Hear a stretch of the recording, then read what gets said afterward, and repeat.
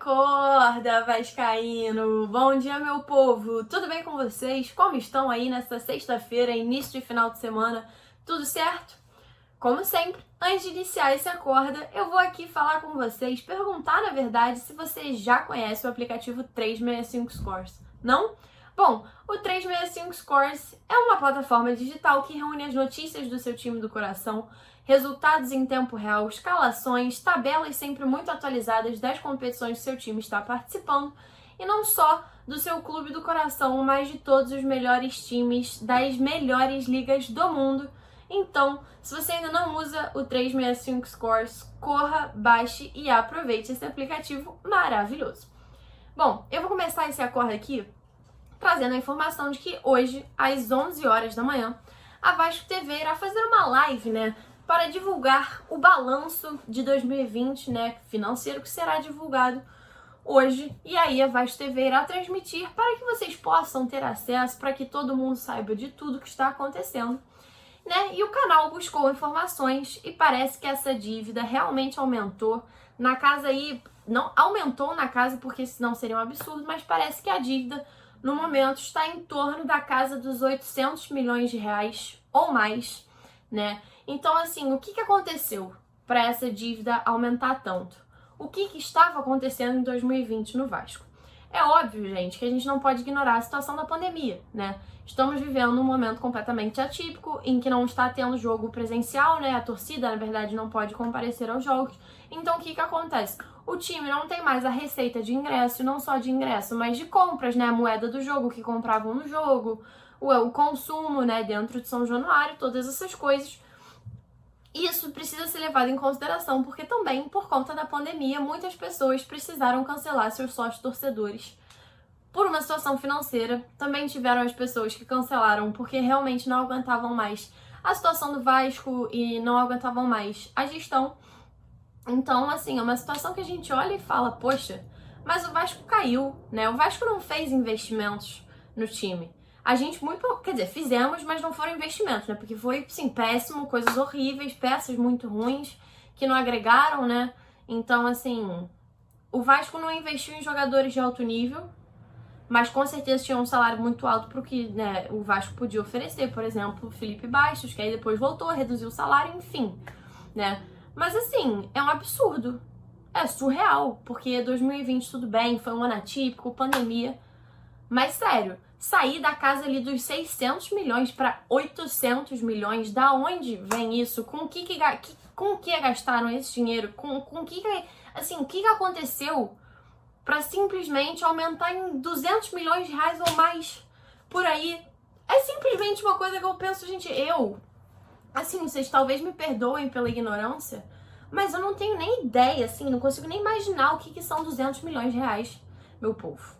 Pelo amor de Deus, o que são 200 milhões de reais? Como é que uma gestão que se diz séria, que diz que quer ajudar o Vasco, deixa isso acontecer num ano que já estava tudo dando errado por conta de pandemia, de situação toda do mundo que estava acontecendo já em 2020 e não melhorou em 2021, Então, assim, é uma situação que eu realmente fico com muito ódio. Eu fico com muita raiva, muito nervosa, entendeu? Daqui a pouco eu vou começar a ficar vermelha aqui, porque eu fico vermelha quando eu fico com raiva.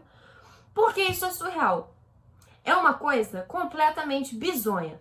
E aí, na casa dos 800 mil, faltam 800 mil, não, 800 milhões, faltam mais um pouquinho, ou um pouco menos de 200 milhões, pra gente chegar a 1 bilhão de reais de dívida.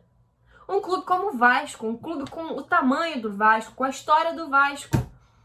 Vocês conseguem imaginar uma coisa dessa? Eu consigo, infelizmente, porque, as pessoas parecem não levar a sério o Vasco. Então, assim, o que a gestão Campelo fez no Vasco, no treino, foi péssimo, mas principalmente no ano de 2020. Foi, assim, pavoroso. Eu acho que você tinha que pegar umas pessoas ali e falar assim, amigão, senta pra conversar. Amigão, o que te deu na cabeça? O que você tava pensando na hora de fazer uma atrocidade dessas, de cometer uma atrocidade desse tamanho? Diz pra mim, porque olha, é complicado, viu? É uma coisa assim, muito tensa, eu fico muito nervosa, mas além de muito nervosa, eu fico muito preocupada. Muito preocupada pelo futuro do Vasco, porque o que acontece? A gente tem uma dívida que só cresce, só cresce, só cresce. Então o Vasco recebe uma premiação de alguma competição. Corre o risco da justiça olhar e falar assim, opa, vou pegar isso aqui, vou penhorar isso aqui, porque o Vasco tá endividado em níveis bizonhos. Então, a gente corre o risco de todo o dinheiro que entrar ser penhorado e a gente não tem o dinheiro. Aí depois, como é que a gente faz pra sanar essas dívidas? Se o dinheiro que entra vai embora porque o Vasco se endividou desse jeito, né? Eu fico muito raivosa, sabe? Muito. E eu queria que vocês me dissessem se vocês ficam raivosos desse jeito. Provavelmente ficam mais raivosos do que eu, mas é que aí agora eu tenho que manter uma postura aqui, né? Mas assim, eu não tô legal. Eu tô irritada. E eu tô honestamente me preparando psicologicamente pra assistir essa live, sabe? Pra olhar, pra saber o que tá acontecendo. E eu espero que vocês possam se preparar também. Então assim, já de antemão aviso, se preparem. Façam um trabalho mental assim muito forte pra vocês não caírem pra trás duros quando verem o balanço de 2020. E eu queria, honestamente aqui, lembrar vocês de um fato que vocês podem considerar talvez peculiar, porque eu sei que o vascaíno sabe disso, mas eu gosto de lembrar, eu gosto de reforçar, que o vice-presidente de finanças de Alexandre Campelo até janeiro do ano de 2020 era Adriano Mendes, que é vice-presidente de finanças de Jorge Salgado. Também, né, vamos lembrar que ali naquela situação da austeridade, da ideia de pacote de austeridade, Adriano Mendes não quis a contratação de Germancano. E foi mais ou menos por essas diferenças, divergências, que Adriano Mendes saiu, né, da gestão Campelo. E aí entrou o Carlos Leão em seu lugar, né, outro vice-presidente de finanças. E aí eu queria perguntar a esses dois, que os dois participaram da gestão Alexandre Campelo como vice-presidente de finanças, eu queria perguntar o que aconteceu. O que estava acontecendo? Será que o Adriano Mendes vai falar hoje? Porque ele ainda é da gestão Salgado, né? Será que ele vai falar do balanço até o momento em que ele era o vice-presidente de finanças ou será que isso não vai aparecer? E o Carlos Leão se pronunciou? Se pronunciou, né? Algumas vezes, mas nunca de forma que a gente olhou e falou, ah, é isso. Não. Muito pelo contrário, a gente reclama e a gente fica insatisfeito, né? Então, assim, complicado demais, viu? Bem tenso mesmo. Tô falando muito tenso porque essa situação ela é bem tensa, sabe? Eu fico assustada, preocupada. Mas, né, pra aliviar um pouco o clima, a gente ficar um pouco mais calmo, é sempre bom. Vou trazer aqui uma informação que é boa, né? Uma coisa assim, super positiva para o nosso Vasco, que deixa o torcedor assim feliz, que fala, nossa, estou satisfeito, nossa, é dinheiro que pode entrar, que é o seguinte, Marcelo Cabo, né, vem utilizando muito a nossa base e já usou 21 jogadores de sub-20.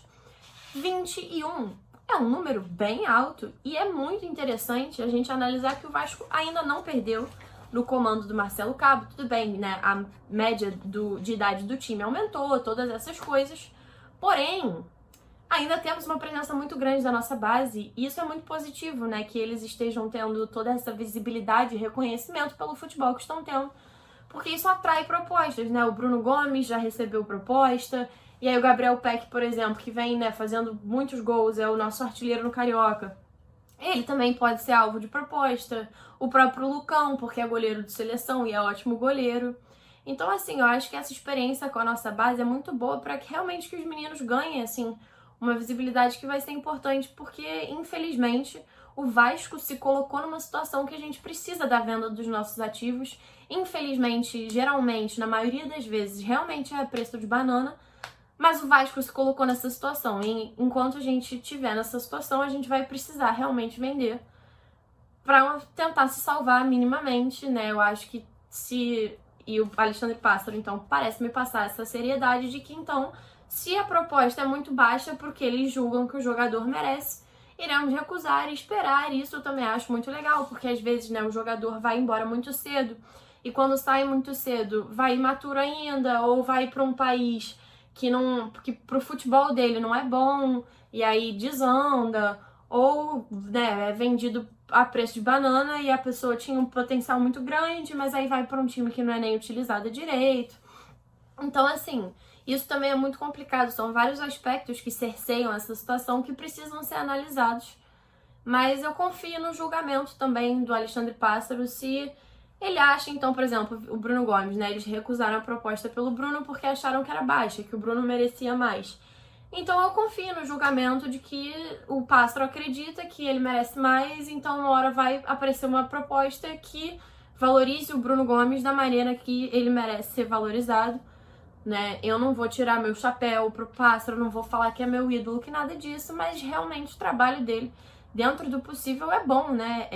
São contratos que não prejudicam o Vasco, são contratos feitos de forma até a motivar o jogador. Então, o trabalho de Alexandre Pássaro vem dando certo, os próprios jogadores, né, abraçaram o projeto. Então essa questão aí da base ela é muito legal, muito interessante para que a gente possa analisar. Será então que nesse esquema a gente vai conseguir valorizar mais os nossos meninos e vender por mais caro? Ou para times melhores, né? Enfim, várias questões. E aí eu quero saber a sua opinião sobre isso. É lógico que isso aqui é uma conversa, um debate. Me conta o que você acha. E aí, todos aqueles pedidos de sempre, por favorzinho, deixe seu joinha, que é muito importante, ajuda demais. Se inscreva aqui no AV+, ative o sininho para receber notificação sempre que postarmos vídeo. E aí você compartilha esse vídeo e o canal com seus amigos, com a sua família, pessoal do trabalho, periquito, papagaio, todo mundo. E é isso. Muito obrigada pela audiência mais uma vez. Um ótimo final de semana para vocês. E um beijo grande. Até a próxima!